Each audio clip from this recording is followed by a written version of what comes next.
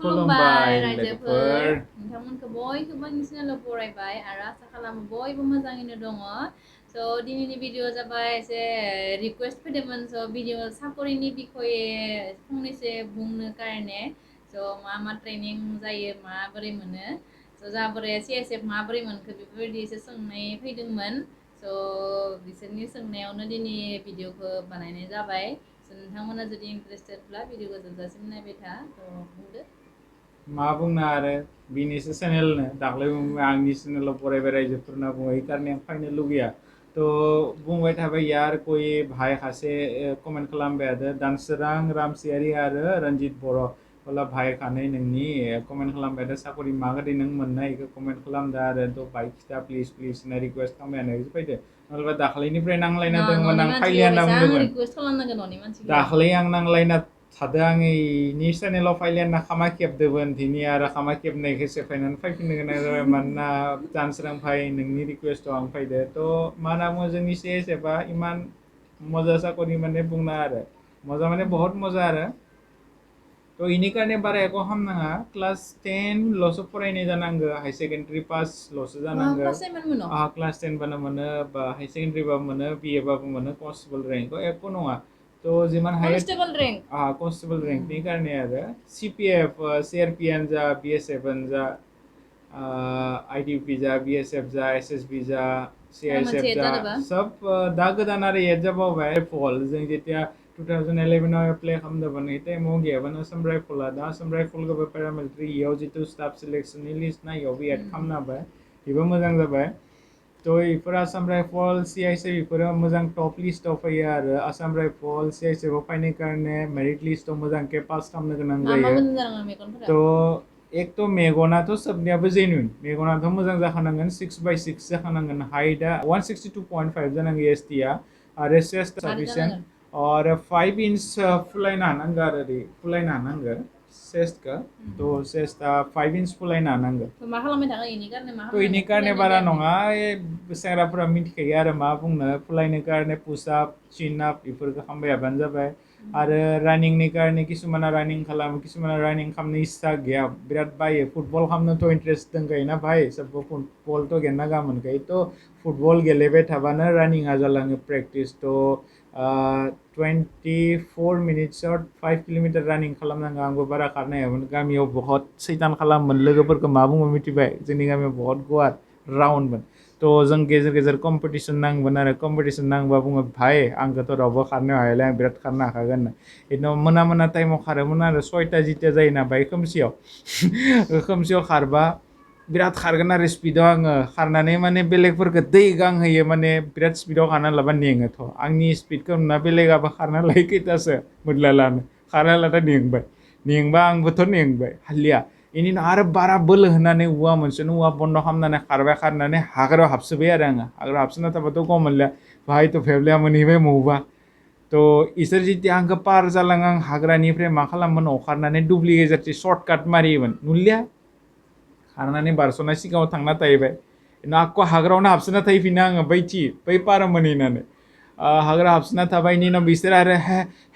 होननानै बोरमा हां लाना खारो आरो खारना जितिया आंखौ पार जालाङो हाग्रानिफ्राय अखारनानै लाखै इसोरनि उनाव खारनायनि उनाव होबायना बोलो मोनसेयावनो इसोरखौ क्रस खालामनाय मोनसे जामारबाय आरो यार इथ' ग्राउन्डआव खारनो हायालै जोंदो खारबाथाय दिनै माबायदि लामायाव इमान खारनो हागोन होनना कनफिउज आरो आंखौ सोंबाय थायो आरो यार बेब्ला नोंथ' खारनो हायामोन दिनै माबायदि खारनो हागोनलै नों होनबा यार आं हाखायो आं खिथियासो मा खारनो आरो नोंसोरलाय मा खारनो बेबायदि खालामनाङा इनो बुं नों टाइम फैबाथाय खारगोन होननानै बिखौनो आं बुङो जे आं बायदि भाइ रावबो थगायनाङा रावबो बिदि थगायना खारनाङा मोजांखे खारनो गारनो सेस्था खालाम आं एक्सुवेलि आं जितु दा साकरि मावबाय दोङो ना बेयावबो आं फेल जादोंमोन 10 सेकेन्ड पार जाबायमोन थेवबो मानसिनि माखांखौ नायनानै बाय गाहाम नांबाय नामा मोनसे बै सेंग्रा टाइमाव बाय नुनायावबो बाय गुफुरसिनमोन बाय मोजांमोन ना हाबा जानानै दा बाय गोसोम लिहुनबाय आरो रे फाइ टाइम पार जाबाय खना फाइ टाइम दङ होननानै लिहुनबाय 10 सेकेन्ड पार जाबाय थेवबो लिहुनबाय यार दिनैनि दिनाव 1 सेकेन्ड सिगाङावनो ब्लक खालामो आंखौ 10 सेकेन्ड पार जानायनि उनावबो लिहुनदो आं खारबाय खारना पास जाबाय आको इनाव रिटेन जितिया फैना रिटेन फैबाथ' आंथ' फरायाखैनो खामोन दसे मा खालामोन लोगोफोरनि खिथिनानै जितिया फुटबल ग्राउन्डआव फुटबल गेलेनो थांबा लोगोफोरनि सिगां खिताब लानांना बाय फरायफ्लानाय खिथियोमोन बिराद फरायदों मोनबो फरायथ्रा हाय थेवबो बाय बांला नलेज दङमोन थ' पास जाबाय आरो बेनिखायनो मोजांके फरायबाय बेनि उनाव जिके बिकेफोरखौ बाय मोजांके मनाव लाखिनो कारणे सेस्था खालाम रानिंखौ पाक्का मोजां खारबानो जाबाय इन्टारभिउ जायोबा जिथिया जायो बा नाम फैयो कलाब फैयो तिथिया बाय खारनायखौ मोजां प्रेक्टिस खालामना थांबानो जाबाय खारनाया पास जायोबा मेगना जुदि मोजां दंबा 6/6 थायोबा पाक्का 110% पास जागोन आरो रिटेनखौ मोजां खालामनो कारणे सेस्था खालाम रिटेना जुदि मोजांबानो साकरियाव पास जाबाय होनना सानना ला आरो रिटेनावबो जुदि नों मोजां मोनोबा टप लिस्टआव जुदि पास जायोबा मेरिट लिस्टआव जुदि टप लिस्टआव फैबा माने नोङो आसाम राइफल नलेबा CISFआव 110% मोनगोन मानसिया आंनिखौ CISF गाहाम मोनो SSB गाहाम मोनो BSF गाहाम मोनो ना टिक मार्क खालामना जाय टिक मार्क खालामबा मोना जिथु रिक्वायरमेन्ट जिथु स्टाफ सिलेक्शना लिस्ट बनायखानानै दोन जे इसनि नाम्बार मोननायखौ आं मग' लांगोन सिलेक्ट खालामखाना दोननाय हे हिसाब मथेसो मोनो थ' बिनि गेजेरावनो सोरबा BSF CRPF फोरखौ जाय सिलेक्ट खालामना दोनो बिसोरबो मोनलाङो सिलेक्ट खालामनायनि गेजेराव जुदि रिक्वायरमेन्ट नाम्बारखौ 20नि नागिरबाय थादोबा आं CISFआव टिक खालामदो CISFनि कारणे जुदि 99 नांगौबा आं जुदि 99 मोनदोंबा आं पाक्का फाइनाल CISF मोनगोन बिदिबो सिलेक्ट खालामनायनि उनाव मोनलाङो थ' टप साकरि मावनो कारणे सेस्था खालामबाय था टाइम पास खालामबाय थानाङा थ' आं मोनसे उदाहरन होबावनि आरो गेजेरावनो बाय ट्वाइस फायाबा गाहाम नालाय नैथ' नुनायाव बाय गुफुर दा बाय बुरिबाबो सोरबा लांबावगोन थ' जाय हराथ' बुंदों आरो थ' जाय सिख्लाफोरा गावखौनो मोजां ना थप हाबा जायालासिनो थायोना बिदिबो नङा यार सोरबा जुदि मोजां साकरि मावनाय फैदोबा आइ आफा आदै दादै नोंसोरखौबो रिक्वेस्ट खालामदो नायबाय थादोबा आंनि भिडिअखौ जुदि सिख्लाया जुदि बयहा थिग थागैनो दङबा हे टाइमावनो जुदि सोरबा मोजां मानसि नायनो फैदोबा पाक्का थप हरालासिनो थाबाय थायोबा यार आंनो हराखै इमान मोजां र' नायनि आंबो सोर मोनो होनना अभिखाफोरा नांबा थप नानेखा बाबा माने रावबो नायनो फैनाय मोननाय नङा मिथिबाय मोजां मानसि नायनो फैनाय नङा थ' सोरनो हरबावनो थांगोन इनाव सोरदो थ' हेखौबो आरो ध्यान लाखि हे कारणे साकरियावबो इगोदिनो सेंग्राफोर मिनिना खूब मजा नांदों ना बाय इखौबो ध्यान सेंग्राफोराबो थप साकरि माव यार आं बयक थानायावनो माव आं MA खालामगाबाय थाना जुदि फरायनायाव रिक्वायरमेन्ट दङबा न'खरनि मानसिफोरा जुदि फैसा होनो हादोबा होनो हायोबा होमबासो फरायबाय था आइ आफाखौ नाय यार गोलोमदैखौ थियारि हुगारबाय थादों लोन टिकेट खेबबाय थादों मुनिफ्राय फैसा होनो इ कारणे नाय BA पास खालामनायनि उनाव जुदि टप साकरि मोनाबाबो सेस्था खालाम मोनोबा इनि उनाव मोननायनि उनावबो साकरि मोननायनि उनावबो फरायनो हायो साकरि मोनखांनायनि उनाव 5 इयारनि उनावबो LDC एग्जाम होनानै कनस्टेबल रेंकआव फैनायनि उनावबो अफिसार रेंकआव थांनो हायो एग्जामाव जुदि पास जायोबा आरामसे थांनो हायो LDC यार फरायनो कारणे मा नोङो साकरि मोनखांनाय लोगो लोगोबो डिपार्टमेन्टलि पारमिसन लानानै आखौ फरायफिननो हायो MA पास खालामनो हायो BA पास खालामनाय जि गोसो साकरि मावनायनि लोगोआवनो आरो फरायफिननोबो हायो गावनि न'खराव फैसा हरनो हाबाय गावनि सलाबो लानो हाबाय गस्लाबो लानो हाबाय रिक्वायरमेन्ट पुरा खालामनो हाबाय गार्लफ्रेन्डनि रिसार्चबो खालामनो हाबाय हराखैमोन आरो लोगोफोरनि कारणे गार्लफ्रेन्डनो रिसार्च खालामनो हागोन बेनि उनाव न'बो हरनो हागोन गावबो फरायनो हागोन बेनि उनाव टाइम मोनोबा गेजेर कचिंबो लानो हागोन बास टेनसनानो गैया हे कारणे टप साकरि मावनो कारणे सेस्था खालाम बयक थानायावनो आं MA खालामनाय होननानै आं कनस्टेबलाव मावना थाबाय थाना कनस्टेबलाव फैना बा फिसा फिनला साकरियाव फैनानै साकरि मावबाय थानायनि गेजेरावनो फरायलांनानै आरो बेलेग एग्जाम होनानै बेलेग साकरि मोजां मोनबा थांबानो जाबाय मावालासिनो थाबाय थाबाथ' बै फिसाखौबो मोननाय नङा बेखौनो बुंनो सानो आरो इखौबो बुंनि आङो किसुमाना बुङो पेरामिलिटारि फर्स आरो CISF SSB BSF मावनो जांलाब साकरि आरो आंथ' मदिदोसो थानो लुगैदों बडिगार्ड बेनि उनाव बे ताजमहलाव मुम्बाइ ताज हटेलाव एटेक जानायाव हेलिकप्टारजों बारजुमनाया कामान्ड' बा गोसोम गाननायलै आं इसासो जानो लुगैदों यार इयावबो जानो हायो CISF मावनानैनो आंनि लोगोफोरा बा आंबो ताज हटेलाव बारजुमहैनो हायो आरो मदिदोबो बडिगार्ड थानाय जुदि रिक्वायरमेन्टखौ पुरा खालामोबा मारै एग्जाम थायो फिसासा थरासा बाय GK जेनेरेल नलेज फैयो खारनायाथ' कम्पालसरिखा खारनायाव पास जानांगौ खारनाय एग्जाम जायो आरो जेरै जोङो नतुन 40 जन एग्जाम जादोंमोन ना बिदि खारनाय जायो बयकनि बारा लिमिट गैया बयक बहुत दोङो दाबो थांनाय थांबा उनावबो थांनाय 5 बोसोर उनावबो थांनो हायो खारनांगो रिटेनाव पास जानांगो मेगना थिग थाक थानांगो मेडिकेलाव पास जानांगो आरो BP खम थानांगो थ' बिगिरि थायोबा नोङो SPG होनना बुङो जितु प्रधान मन्त्रीदो थायोना बडिगार्ड SPG आवबो थांनो हायो जितु NAG कामावबो थांनो हायो 5 बोसोरनि कारणे 5 बोसोराव आरामसे फैसा कामायना फैनो हायो CISF बा पेरामिलिटारि जिखुनु CRP BSF SSB इफोरखौबो मावनानै मानसिया माहायाव 1.5 लाख ताकाके फिसा रेंकआवबो कामायनो हायो माबायदि 5 बोसोर सार्भिस जानायनि उनाव जुदि साकरिया थिक थाक थायोबा आउटस्टेन्डिं थायोबा भेकेन्सि फैयो आरो बाहेराव डेपुटेसन होनना बुङो बाहेराव थांनो कारणे आउटस्टेन्डिं माने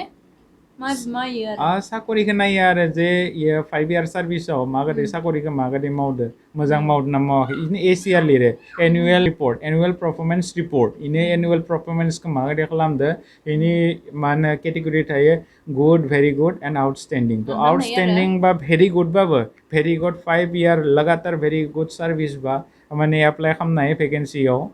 तो एप्लाइआव इयाव रानिं बानिं जायो फाइलिं जायो मेडिकेल टेस्ट जायो गासैबो पास जाबाथाय माने बेयावबो लानो हाङो काठमान्डुआनो जा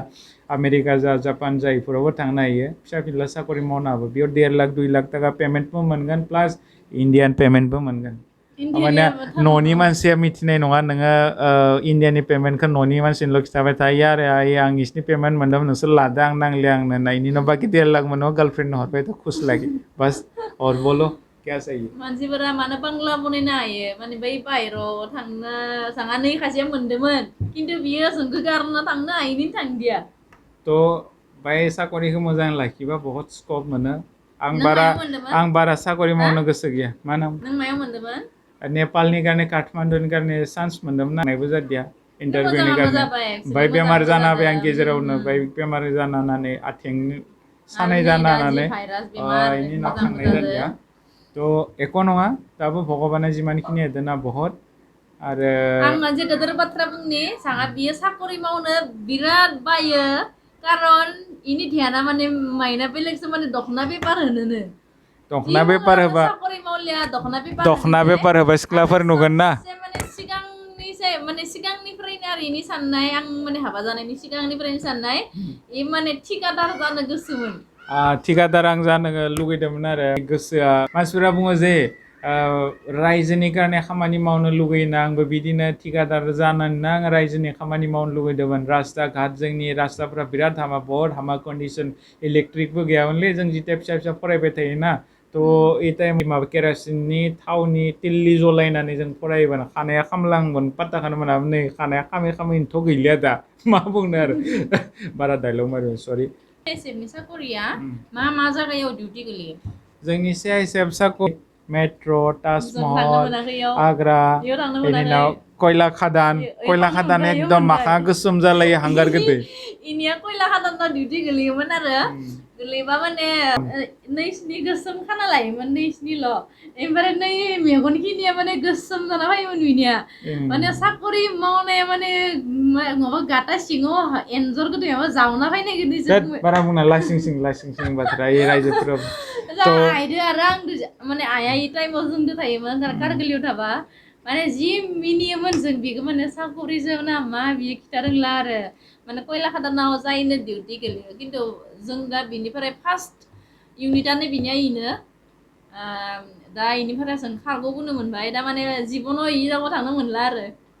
तो बिदिनो आरो मबा मोजां जायगायाव गोलैयो मबा गाज्रि जायगायाव गोलैयो गेजेर गेजेर आरो फैसाल'सो नाङो दुनियाव जोंनि सारै लेथ्रा खामानि मावो सबनियाबो मोनसे खामानि डक्टरा जोंनि सारै लेथ्रा खामानि मावो मु जे आखाइ सोयो पत्ता गैया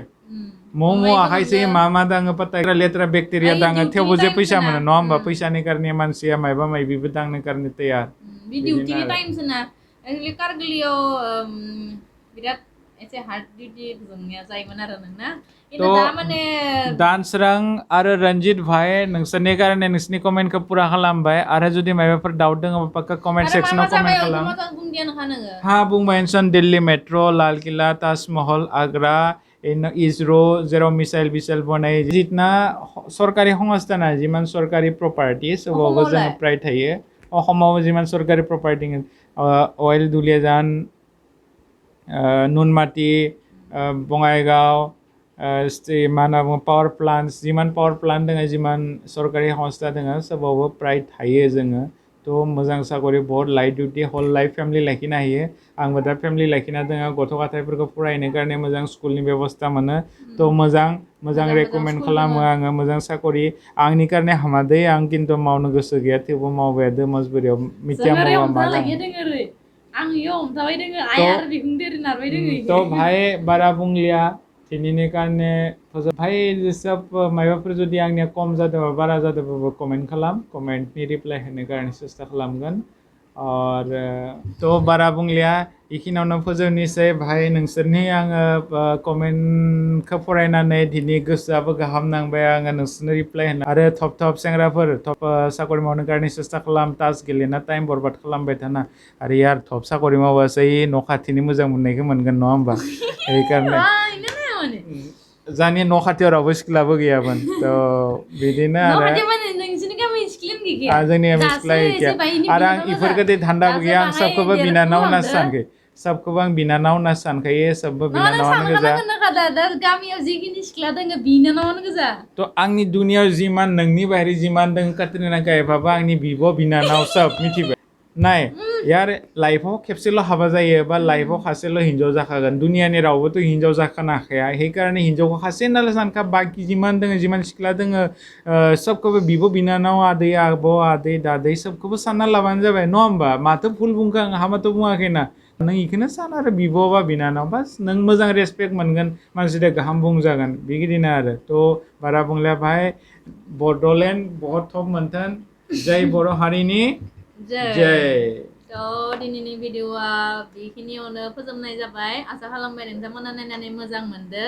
आरो बिनि एसे बाङाय डायलगफोरखौ इगनर खालामबानो जाबाय